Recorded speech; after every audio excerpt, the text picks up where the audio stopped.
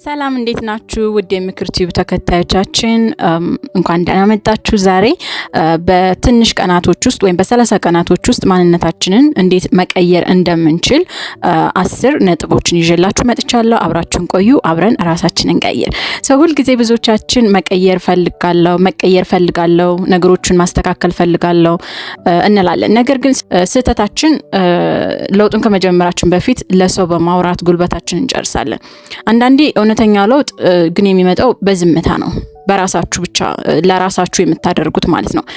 ዛሬ በ30 ቀናት ውስጥ ማንም ሳያውቅ ወይም ደግሞ ለራሳችሁ ብቻ ቃል ገብታችሁ በተግባር ውጤቱን ለሰው የምታሳዩበት ነው።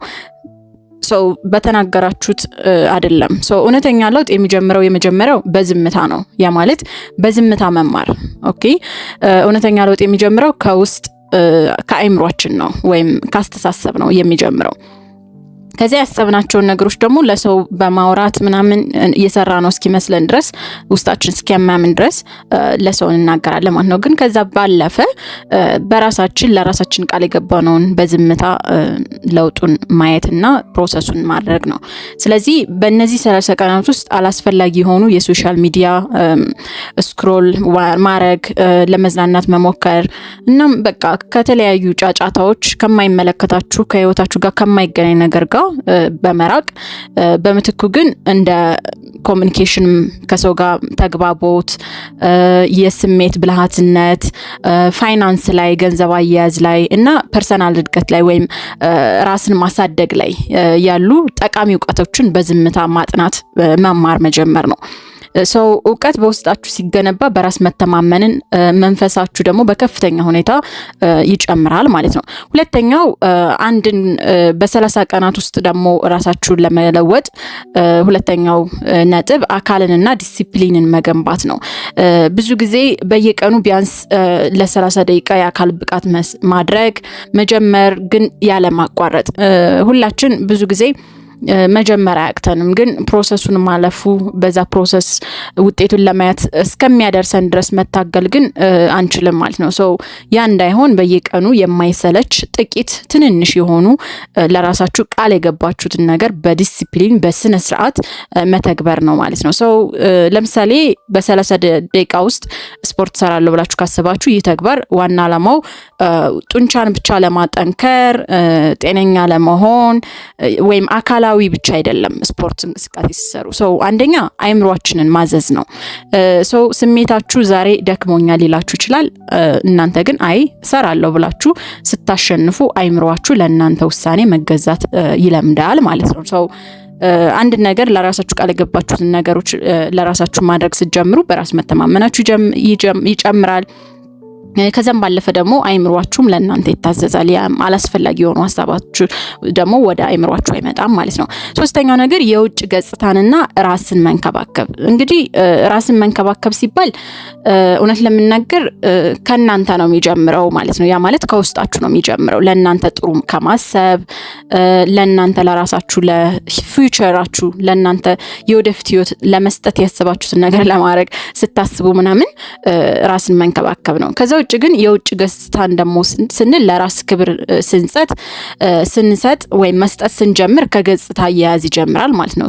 ንጽህናን ከመጠበቅ ስርዓት ያለው አለባበስ ማድረግ ለሰው ለመታየት ብቻ ሳይሆን ደግሞ ለራሱ ወይም ለራሳችን ያለንን ግምት ለመጨመር ያግዛል ማለት ነው። ያ ማለት በራሳችን ለምሳሌ ጥሩ ልብስ ስናደርግና ዝርክርክ ስንል ለራሳችን ያለን አመለካከት ይለያያል ማለት ነው።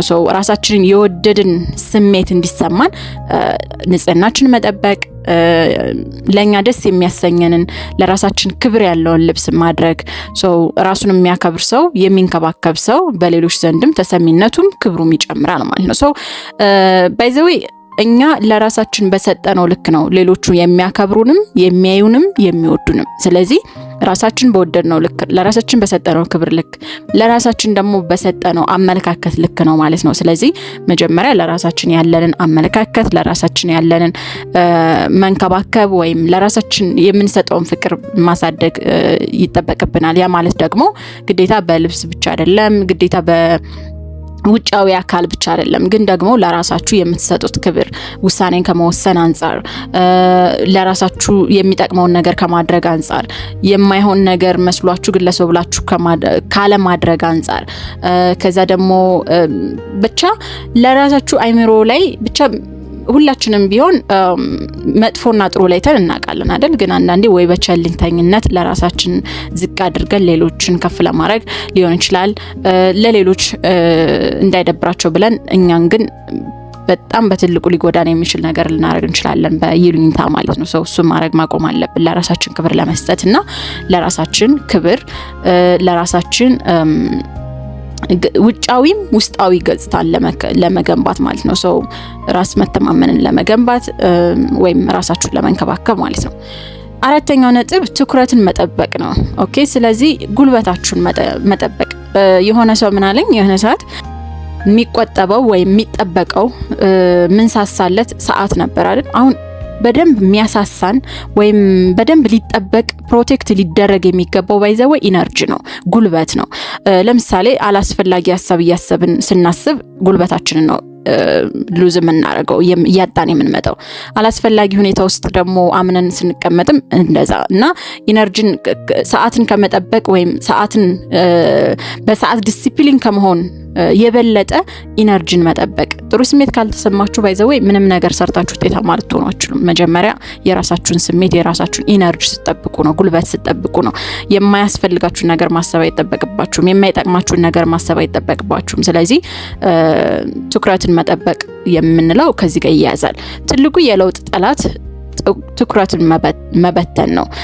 አዲስ ማንነት ለመገንባት በምንጥርበት ጊዜ ትኩረት ሰራቂ ነገሮች አሉ አይደል? ለምሳሌ ስልክ ሊሆን ይችላል፣ አላስፈላጊ ግንኙነቶች ሊሆን ይችላሉ፣ አላስፈላጊ የጓደኛ ብዛት ሊሆን ይችላል፣ በሰዎች መከበብ ሊሆን ይችላል፣ አላስፈላጊ ንግግሮች ሊሆን ይችላሉ። ስለዚህ ለውጣችንን ለማንም ሳንናገር በዝምታ ስራችን ላይ ብቻ በማተኮር ዝምታ ደግሞ የራሱ የሆነ ጉልበት አለው ማለት ነው። እሱን እናድርግ። ሌላኛው አምስተኛው ነጥብ ደግሞ ቋሚ የዕለት ተዕለት ተግባር መፍጠር ነው። ኦኬ፣ ወይም የልምድ ኃይል አለ አይደለ? the power of routine። ስኬት በስሜት አይመራም። ስሜታችሁ ሊለዋወጥ ይችላል። የዕለት ተዕለት ተግባራችሁ ግን ቋሚ ሊሆን ይገባል። ምክንያቱም ለመተኛት፣ ለመነሳት፣ ለመስራት ቋሚ ሰዓት ሊኖራችን ይችላል አይደለም? እሱን ነው ዲሲፕሊን ወይም ስነ ስርዓት የሚገባው ነገሮችን ደጋግሞ በተመሳሳይ ሁኔታ በማከናወን በስነ ስርዓት በፕሮግራም የታቀደ ሲሆን ጊዜያችሁም አይባክንም።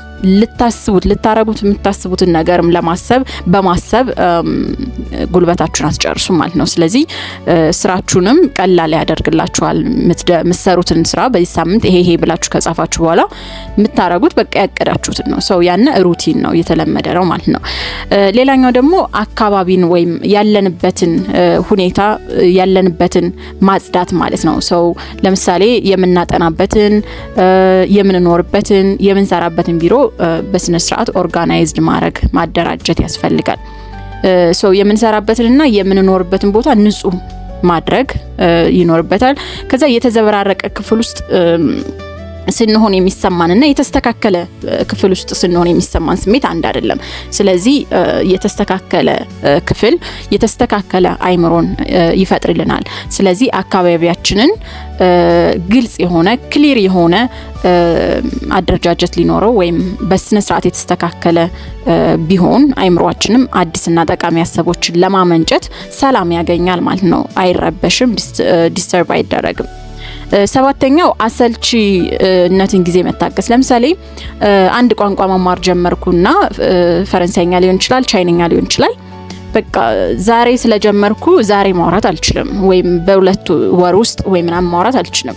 ጊዜ ይፈልጋል፣ ፕሮሰስ አለው። ስለዚህ የሆነ ነገር ከጅማሮ እስከ መጨረሻው ድረስ ለማድረስ ፕሮሰሱ ከባድ ነው አይደለም? ስለዚህ ሊያሰለቸን ይችላል ወይም አንድ ነገር ለመማር የምንሄድበት ርቀት ቶሎ ሊሰለቸን ይችላልና የለውጥ ጉዞ መጀመሪያ ላይ ደስ ቢልም በኋላ ግን ሊሰለች ይችላል አይደለም?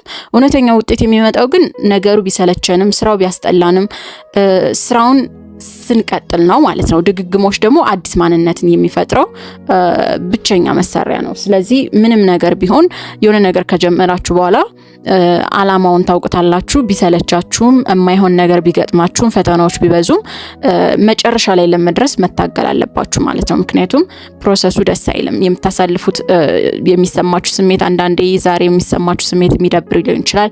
ያንን ያቀዳችሁትን ስራ ለመስራት ዛሬ በቃ ልተኛ ደክሞኛል ምናምን ካላችሁ ይሄ ላይክ ከህልማችሁ የሚያስቀራችሁ ነው። ስለዚህ እሱን አስተካክሉ ነው። ሌላኛው ለውጥን በዝምታ ማብሰል ያ ማለት ስለ እቅዶቻችን ስለምናደርገው ነገር ምን ስለምንፈልግ በቃ ለሰዎች ዝም ብለን ማውራት ማለት ነው። ለአካባቢ ላለው ሰው ምን ሆነ ነው እንዲህ የተቀየርከው ሊሉን ይችላሉ። እስኪሉን ድረስ በዝምታ ማድረግ የሚጠበቅብንን ስራ ማድረግ ወይም መማር የምንችለውን ስኪሎች በስነ ስርዓት ውጤቱን በንግግራችን ውጤቱ ሊሆን ይገባል ነው። 9ኛው ለራስ የገባነውን ቃል መጠበቅ። እውነት ይሄ በጣም ሰልፍ ትረስት ነው። ራስን ምናምነው ለራሳችን የገባናቸውን እያንዳንዷን ትንሽ ጥቃቅን የሆነች ቃል ስናከብር ነው ብዬ አስባለሁና እውነተኛ በራስ መተማመን ደግሞ የሚመጣው ለራሳችን ከገባነው ቃል ታማኝ ስንሆን ነው። ለራሳችን የገባነውን ቃል መፈጸም ስንችል ነው። ይህ ዛሬ ይሄን አደርጋለሁ ብላችሁ ወይም ብለው የሚያቅድ ሰው ካለ ራሳችንን በስነ ስርዓት አሜኔታ ጨምረን አምነን ያን ነገር ለማድረግ እና በራሳችን መተማመን ያለን ደግሞ ለማሳደግ ይጠቅመናል ማለት ነው። ሰው ይህ ውስጣዊ ኩራትና በአቋም እና በንግግራችን ላይ በግልጽ እንደምንጸና ለቃላችን ደግሞ በጣም ታማኝ እንደሆነን የሚያሳይ ድርጊት ነው። ስለዚህ ለራሳችን የገባነው እያንዳንዱ ቃል በስነ ስርዓት ብትፈጽሙት በራስ መተማመናችሁን የሚያሳድግ እንዲሁም ለራሳችሁ እምነት እንዲኖራችሁ የሚያደርግ ድርጊት ነው ማለት ነው። 10ኛው ነገር ደግሞ እንደምታዩት በ30 ቀን በኋላ እነዚህ ልምዶች ግዴታ መሆናቸው ቀርቶ ማንነታችን እንደሚሆኑ ማመን ነው። የሆነ ነገር ለ30 ቀን ቻሌንጅ ጀመራችሁ ሰው ከ30 ቀን በኋላ ማንነታችን ሆኖ እንዲቀጥሉ ማድረግ ነው። ስለዚህ በአዲሱ ማንነታችን ለመጽናት መሞከር ነው፣ ወደ ነበርነው ማንነት እንዳንመለስ ማለት ነው። ስለዚህ ለእናንተ እንግዳ ሊሆን ይችላል በዛ ሰዓት፣ ግን አዲሱና ጠንካራው ማንነታችን ደግሞ እንደ ቋሚ መለኪያ ስታንዳርዳችን ሆኖ ራሳችን የሚገልጸን ማንነት ሆኖ ይቀጥላል ማለት ነው። ስለዚህ በ30 ቀናት ውስጥ ውድ ተመልካቾቻችን የማይታወቅ አዲስ ሰው ለመሆን የሚቻለው በንግግር ብቻ ሳይሆን በዝምታ፣ በንባብ ራስን ከማሳደግ ለራስ ባለን እምነትን በማሳደግ በአካል ብቃት እንቅስቃሴና ራስን ከመሆን ራስን ከመከባከብ ይጀምራል ማለት ነው። ምክር ነበርኩ። መልካም ጊዜ። ቻው።